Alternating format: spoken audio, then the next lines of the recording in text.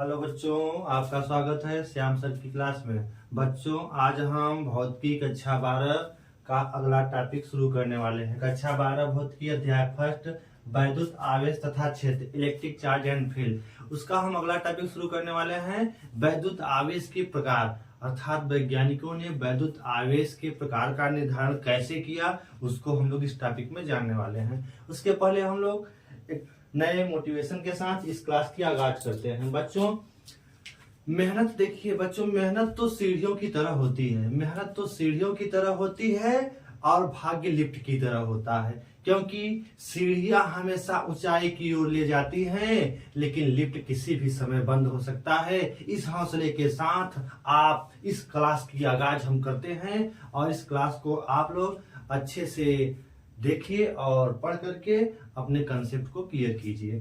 चलिए, जैसा कि आज है वैद्युत आवेश के प्रकार। वैसे बच्चों, अगर हमें बताना हो तो वैद्युत आवेश सिंपल भाषा में दो प्रकार के होते हैं, आपको बता दिया जाए, आप याद कर लेंगे, धन आवेश और ऋण आवेश। लेकिन इस टॉपिक का डिटेल यहाँ पे आपको बताया जाएगा कि आखिर हम वैद्युत आवेश के दो प्रकार का निर्धारण कैसे, वैज्ञानिकों ने किस आधार पे वैद्युत आवेश के दो प्रकार का निर्धारण किया है, उसकी चर्चा यहाँ पे हम करने वाले हैं। देखिए बच्चों, वैद्युत आवेश, तो आपके जो वैज्ञानिक गिलबर्ट जी थे, उन्होंने वैद्युत आवेश की परिभाषा बता दी, जिसको हमने अपने पिछले वीडियो में आपको बता दिया। अब इसमें हम बताने वाले हैं तो गिलबर्ट ने वैद्युत आवेश के प्रकार का निर्धारण प्रयोग के आधार पर कैसे किया। तो उन्होंने प्रयोग कैसे किया उसको यहाँ पर देखिए। उन्होंने किया क्या, उन्होंने लिया एक ठो पदार्थ लिया, आपका एक रेशम का कपड़ा लिया। मान लिया कोई ये कपड़ा है, आपका एक रेशम का कपड़ा है, ये मान लिया एक रेशम का कपड़ा है, ठीक। ये किसका है, रेशम, रेशम है, ये रेशम है। इस रेशम को जब गिलबर्ट ने एक कांच की छड़, किसको लाया, कांच की छड़ एक उन्होंने लाई, और जब रेशम के कपड़े को कांच की छड़ एक यहां बना देते हैं हम, कांच की छड़, ये क्या है, कांच की छड़ है। जब कांच की छड़ से उन्होंने इस रेशम के कपड़े से कांच की छड़ को जब रगड़ा, तब उन्होंने जब इनका इससे घर्षण कराया, यहाँ पे इस कांच की छड़ को रेशम के कपड़े से जब घर्षण कराया, रेशम का कपड़ा कोई है, रेशम का कपड़ा मान लेते हैं, रेशम की कपड़े से जब कांच की छड़ को घर्षण कराया, तो घर्षण करने के पश्चात जो आपका कांच की छड़ थी, आपकी जो कांच की छड़ थी, कांच की जो छड़ थी, कांच की छड़ में आवेश दिखने लगे। इस कांच की छड़ में कुछ आवेश क्या हुए, दिखने लगे। यहाँ पे उन्होंने पाया क्या, यह कांच की छड़ क्या हो गई, आवेशित हो गई। कांच की छड़ क्या हो गई, आवेशित हो गई। फिर वो क्या किए, फिर इस कांच की छड़ को हटा करके दूसरा कांच का छड़ उन्होंने लाया, और उस कांच के छड़ को भी उन्होंने क्या किया, फिर उसको रगड़ा, और रगड़ने के बाद फिर उसको देखा तो उस कांच की, दूसरे कांच की छड़ में भी उसी प्रकार का आवेश आ गया था, ठीक है। अर्थात यह भी क्या था, मतलब रगड़ने के बाद ये जो आपको कांच की छड़ थी, कांच की छड़ ये भी है, अर्थात दो कांच की छड़ लिया, दोनों को रेशम के कपड़े से रगड़ा और रगड़ करके उसको अलग अलग रखा। फिर उन्होंने क्या किया, जब इन दोनों कांच की छड़ों को पास में लाने की कोशिश की, तब इन दोनों कांच की छड़ों के बीच एक बल कार्य करना शुरू कर दिया, और वह बल कैसा था, प्रतिकर्षण बल लग रहा था। कैसा लग रहा था, प्रतिकर्षण बल लग रहा था। क्या लग रहा था, उनके बीच प्रतिकर्षण हो रहा था। तो उन्होंने देखा कि प्रतिकर्षण, अर्थात इस दोनों कांच की छड़ थी, दोनों को रेशम से रगड़ करके जब अलग अलग रखा गया तो दोनों धनावेशित थी, और दोनों में समान प्रकृति के आवेश थे, तो इनके बीच क्या हो रहा था, प्रतिकर्षण हो रहा था। फिर उन्होंने क्या किया, तो यहाँ से उन्होंने निष्कर्ष निकाला कि समान आवेश अगर हैं तो उनके बीच क्या हो सकता है, प्रतिकर्षण हो सकता है। ये बात उन्होंने एक और प्रयोग करके देखी। उन्होंने ली बिल्ली की खाल। क्या ली उन्होंने, बिल्ली की खाल, बिल्ली की खाल। इस बिल्ली की खाल को उन्होंने एबोनाइट की छड़, एक क्या लिया उन्होंने, एबोनाइट की छड़ यहाँ पे ली उन्होंने, एक इसकी छड़ है एबोनाइट की छड़, एबोनाइट की क्षण। इसको इन्होंने एबोनाइट की क्षण से जब रगड़ा, मतलब इस बिल्ली की खाल को एबोनाइट की क्षण से रगड़ा, अर्थात एबोनाइट की क्षण को बिल्ली की खाल से जब रगड़ा, रगड़ने अर्थात घर्षण कराने के बाद जब इन्होंने एबोनाइट की क्षण को अलग किया तो उन्होंने पाया क्या, यह ऋण आवेशित हो गया। किसकी क्षण?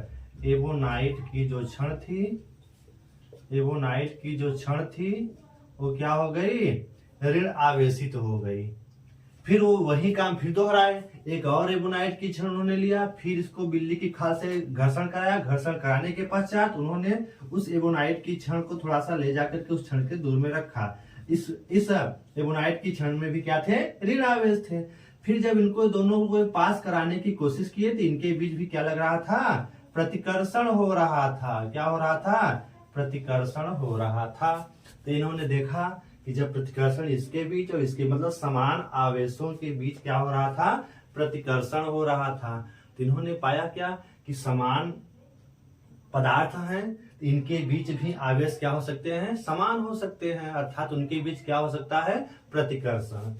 और फिर ये क्या किए, फिर एक इन्होंने क्या किया, इस आवेशित कांच की क्षण, आवेशित कांच की क्षण और एक ऋण आवेशित एबोनाइट की क्षण, ये है आपके कांच की क्षण, आवेशित कांच की क्षण, और एक क्या लिया इन्होंने, एबोनाइट की क्षण। किसकी क्षण लिया, एबोनाइट की क्षण ली। इनको दोनों को जब पास में ले आने की कोशिश किए तो इनके बीच क्या कार्य करने लगा, आकर्षण बल कार्य किया। क्या कार्य किया, आकर्षण बल। इनके बीच क्या कार्य कर रहा था, प्रतिकर्षण बल।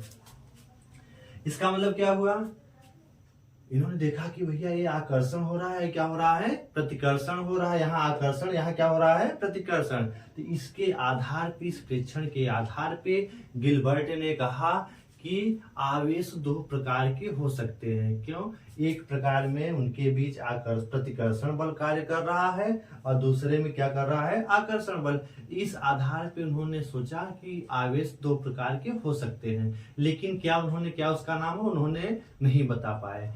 तब आगे उसके नाम की व्याख्या किस वैज्ञानिक ने की,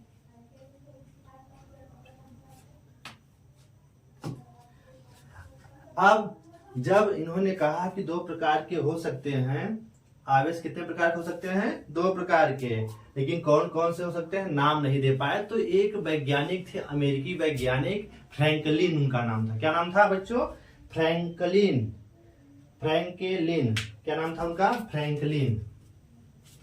एक अमेरिकी वैज्ञानिक थे जिनका नाम क्या था, फ्रैंकलिन था, फ्रैंकलिन।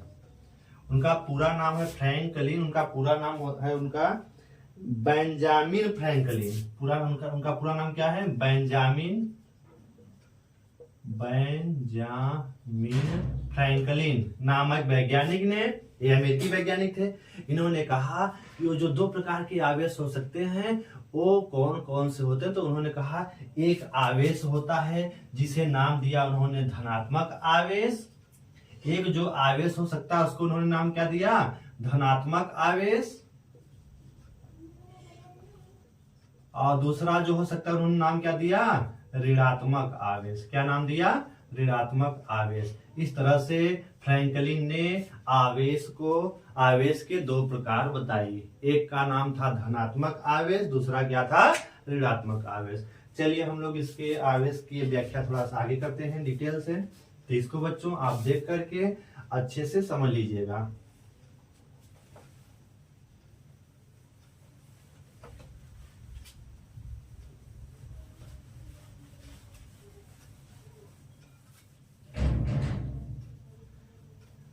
फ्रैंकलिन के अनुसार आवेश कितने प्रकार के होते हैं, दो प्रकार के होते हैं। कौन कौन से, एक धन आवेश, दूसरा क्या होता है, ऋण आवेश होता है। चलिए, तो फ्रैंकलिन के आधार पे वैद्युत आवेश कितने प्रकार के होते हैं। तो वैद्युत आवेश दो प्रकार के होते हैं। किसके अनुसार, वैद्युत आवेश दो प्रकार के होते हैं। किसने बताया? फ्रैंकलिन ने कहा। कौन कौन से? पहला इन्होंने कहा धनात्मक आवेश। पहला इन्होंने क्या बताया? धनात्मक आवेश। तो वैद्युत आवेश दो प्रकार के होते हैं। पहला है धनात्मक आवेश, धनात्मक आवेश। तो धनात्मक आवेश के बारे में क्या इन्होंने बताई? धनात्मक आवेश और ऋणात्मक आवेश। पहला है धनात्मक आवेश और दूसरा इन्होंने क्या बताया? ऋणात्मक आवेश, ऋणात्मक आवेश। अर्थात positive charge and negative charge. ये आवेश दो प्रकार के, किसके अनुसार? फ्रैंकलिन के अनुसार आवेश दो प्रकार के होते हैं, धनात्मक और ऋणात्मक। अब हम लोग यहाँ देखेंगे धनात्मक आवेश। तो धनात्मक आवेश क्या होता है उसके बारे में थोड़ा सा देख लीजिएगा। पॉजिटिव चार्ज, धनात्मक आवेश।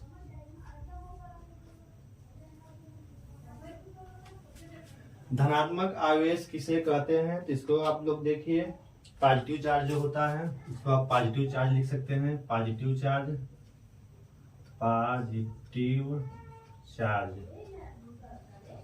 धनात्मक आवेश। तो पॉजिटिव चार्ज किसे कहते हैं आप लोग उसको ध्यान से देखिए। तो पॉजिटिव चार्ज में आप लिख सकते हैं जब किसी पदार्थ पर, जब किसी पदार्थ पर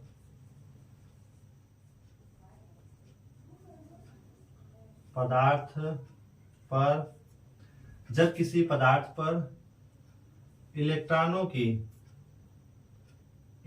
की कमी होती है, जब किसी पदार्थ पर इलेक्ट्रॉनों की कमी, जब किसी पदार्थ पर कर दीजिए चाहे मैं कर दीजिए, जब किसी पदार्थ में इलेक्ट्रॉनों की कमी होती है, इलेक्ट्रॉनों की कमी होती है तो वह पदार्थ, तो जब किसी पदार्थ में इलेक्ट्रॉनों की कमी होती है तो उस पदार्थ में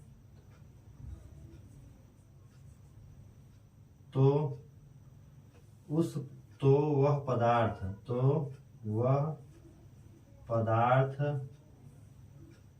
धन आवेशित कहलाता है। जब किसी पदार्थ में इलेक्ट्रॉनों की कमी होती है तो वह पदार्थ धन आवेशित कहलाता है। दूसरा आपका है ऋणात्मक आवेश। दूसरा है आपका ऋणात्मक आवेश,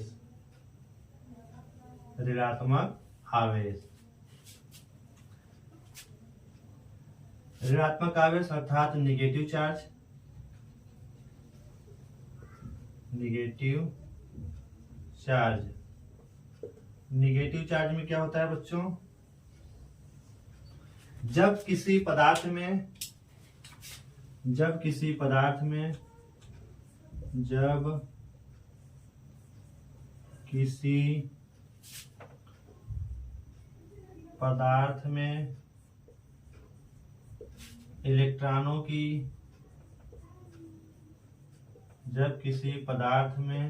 इलेक्ट्रॉनों की अधिकता होती है,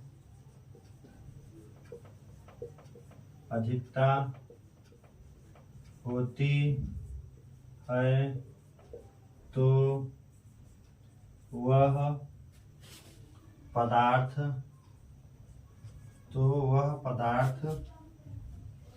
ऋण आवेशित कहलाता है। तो वह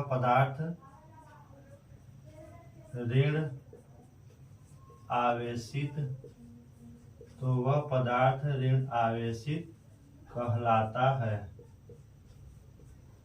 तो वह पदार्थ ऋण आवेशित कहलाता है। इस तरह से बच्चों आवेश दो प्रकार के होते हैं, धनात्मक आवेश और ऋणात्मक आवेश। तो ऐसा पदार्थ जिसमें धन आवेशों मतलब ऋण आवेशों की कमी हो तो वह पदार्थ धन आवेशित होगा। और जब किसी पदार्थ से किसी पदार्थ में ऋण आवेश आ जाते हैं तो वह क्या कहलाता है, आपका ऋण आवेशित पदार्थ। जैसे आपने अभी एग्जाम्पल, तो पहले धनात्मक आवेश के एग्जाम्पल में समझिए। देखिए, जब हमने कांच की छड़ को रेशम के कपड़े से रगड़ा तो घर्षण कराया, तो घर्षण कराने के पश्चात आपके कांच के छड़ से कुछ इलेक्ट्रॉन चले जाते हैं किसमें, रेशम के कपड़े में। तो अब आपका जो कांच का छड़ होगा कैसा होगा, धनात्मक आवेशित होगा। उसमें आवेश कैसे रह जाते हैं, धनात्मक आवेश। इसी प्रकार से ऋणात्मक आवेश का एग्जाम्पल आप समझ लीजिए।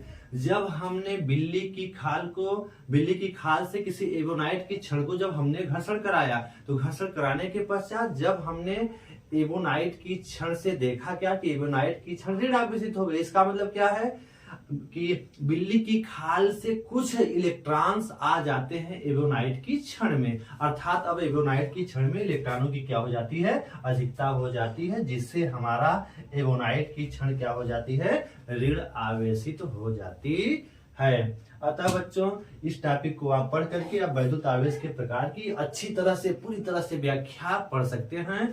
अगर आपको ये हमारा वीडियो अच्छा लगा तो एक बार इसको आप लाइक करिए, सब्सक्राइब करिए और शेयर जरूर करिए। तो इसको आप लोग अच्छे से